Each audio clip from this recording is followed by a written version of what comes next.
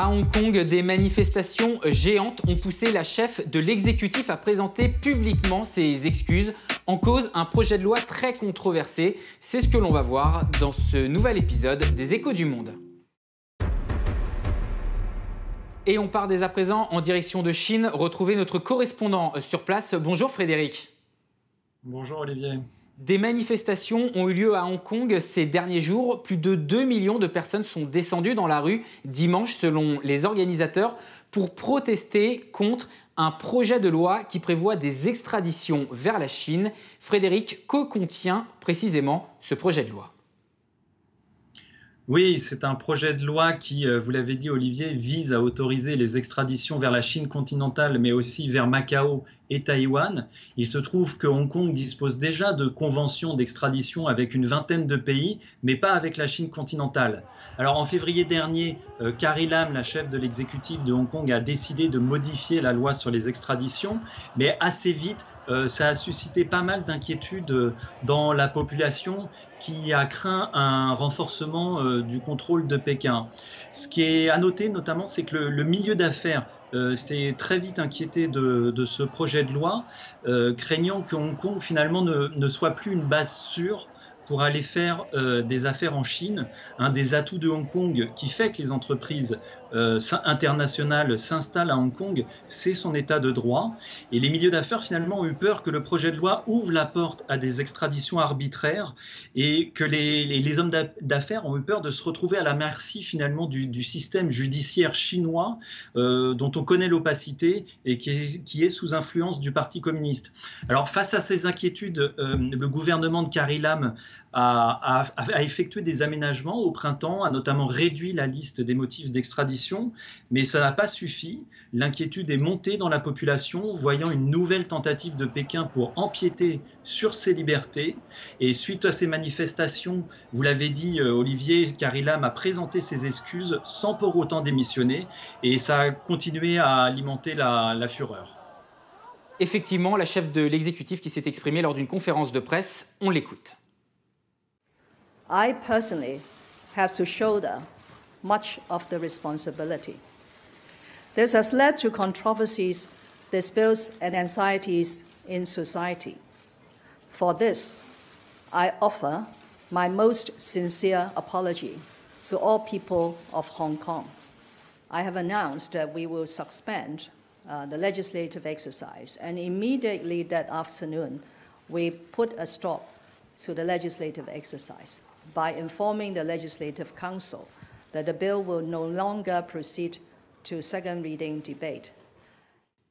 Frédéric, suite aux déclarations de Carrie Lam, le projet de loi pourrait-il être abandonné ?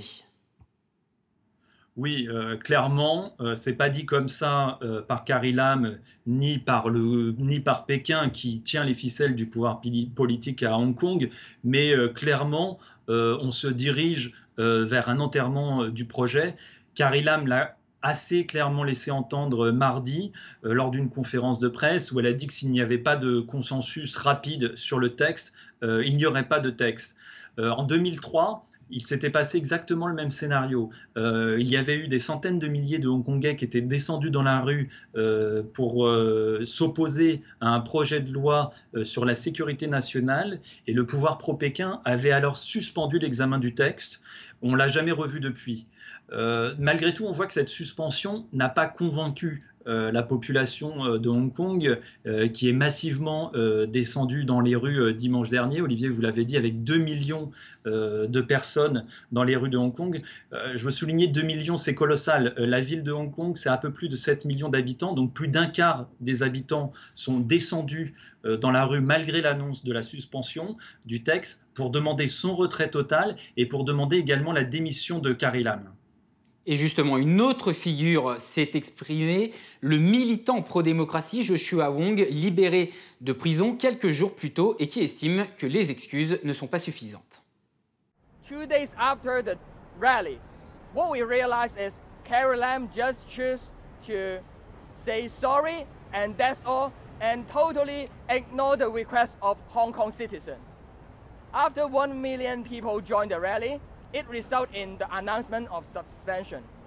In the next 1 to 2 weeks, civil disobedience and also different kind of action might be the plan that happens soon. What we mean is, for this movement compared to the umbrella movement 5 years ago, it's more leaderless, and also it become more organic, at the same time more decentralized. Frédéric, depuis la rétrocession de Hong Kong à la Chine en 1997, ce territoire doit se voir garantir une certaine autonomie, une certaine indépendance. Or, ces dernières années, de nombreuses manifestations ont éclaté, notamment en 2012 ou lors de la révolution des parapluies en 2014. Frédéric, dans les faits, le principe « un pays, deux systèmes » qui doit garantir cette indépendance est-il de plus en plus menacé ? Oui, alors en fait, déjà, les Hongkongais n'y croient plus vraiment parce que quand on les interroge sur ce sujet, ils nous parlent du principe d'un pays, un système et demi. Pour eux, en fait, la Chine n'a pas respecté son engagement pris lors de la rétrocession et ils observent déjà ces dernières années, et notamment depuis l'arrivée au pouvoir de Xi Jinping, plusieurs signes de dégradation de leur liberté publique. Il y a des exemples, la liste est assez longue. Voilà, il y a une atteinte à la liberté de la presse à Hong Kong, il y a eu des enlèvements de libraires et d'un milliardaire chinois que l'on a retrouvé ensuite encadré par la police sur le continent, il y a eu l'interdiction d'un parti indépendantiste. Donc finalement, tous ces signes inquiètent les Hongkongais et l'inquiétude des Hongkongais va bien au-delà de la loi d'extradition. Pour les Hongkongais, quand on les interroge lors des manifestations, ils nous disent que c'est un combat pour la défense de leur liberté. À l'heure où Pékin cherche à étendre son influence sur l'île de Hong Kong, Pékin fait face à une jeunesse hongkongaise qui se radicalise et les prochaines années risquent d'être assez compliquées à gérer. Merci Frédéric d'avoir été avec nous pour vos explications. Quant à vous, merci de nous avoir regardés et suivez les événements sur notre site internet leséchos.fr.